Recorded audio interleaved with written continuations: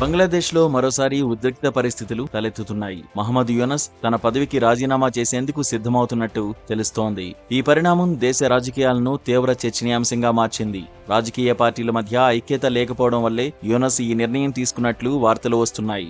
ఆయన రాజీనామా గురించి సమాచారం వచ్చిందని national citizen party chief Nahid Islam తెలిపారు. త్వరలోనే యూనస్ తో చర్చలు జరిపి దేశ భద్రత, భవిష్యత్తు కోసం అందరూ కలిసి పనిచేయాలని కోరుకుంటున్నట్టు తెలిపారు. రాజకీయ పార్టీలు ఐక్యంగా యూనస్ కు సహకరిస్తాయని ఆశాభావం వ్యక్తం చేశారు. వాస్తవానికి గత కొన్ని రోజులుగా యూనస్ నేతృత్వంలోని తాత్కాలిక ప్రభుత్వం పలు సవాళ్లను ఎదుర్కొంటోంది. ముఖ్యంగా ఆర్మీ చీఫ్ జనరల్ వకారుజ్జమాన్ యూనస్ మధ్య విభేదాలు తీవ్రస్థాయికి చేరాయి.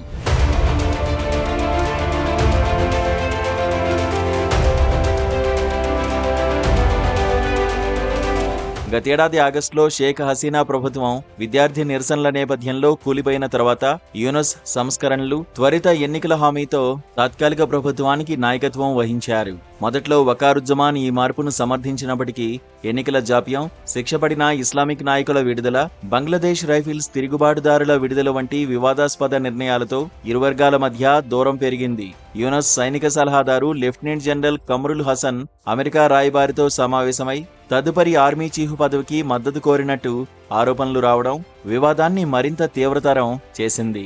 ఈ చర్యను సైనిక నిబంధనల ఉల్లంఘనగా భావించిన వకారుజ్జమాన్ మే 11న హసన్ను తొలగించేందుకు ప్రయత్నించగా యూనస్ ఆ ఆదేశాలను అడ్డుకోవడం ఉద్రిక్తతను పెంచింది.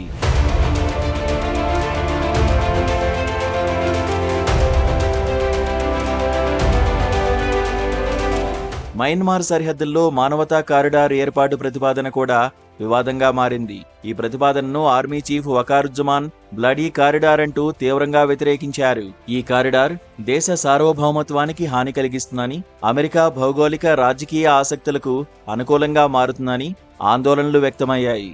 సైన్యం ఈ ప్రతిపాదనను తీవ్రంగా వ్యతిరేకించడంతో యూనస్ ప్రభుత్వం వెనక్కి తగ్గి అలాంటి ప్రణాళిక లేదని ప్రకటించినప్పటికీ సైన్యంతో ఘర్షణ వాతావరణం తప్పలేదు.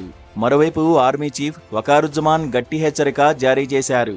దేశ సార్వభౌమత్వానికి భంగం కలిగించే ఎటువంటి చర్యలోనూ బంగ్లాదేశ్ సైన్యం పాల్గొనదు, ఎవరినీ అలా చేయనివ్వదని ఆయన స్పష్టం చేశారు.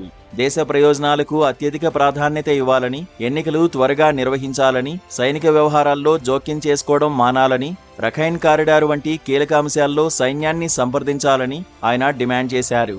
సైన్యం బంగ్లాదేశ్లో ఏకైక విశ్వసనీయ, లౌకిక వ్యవస్థగా నిలుస్తోందని, ప్రభుత్వ చర్యలపై అసంతృప్తితో ఉందని పరిశీలకులు చెబుతున్నారు.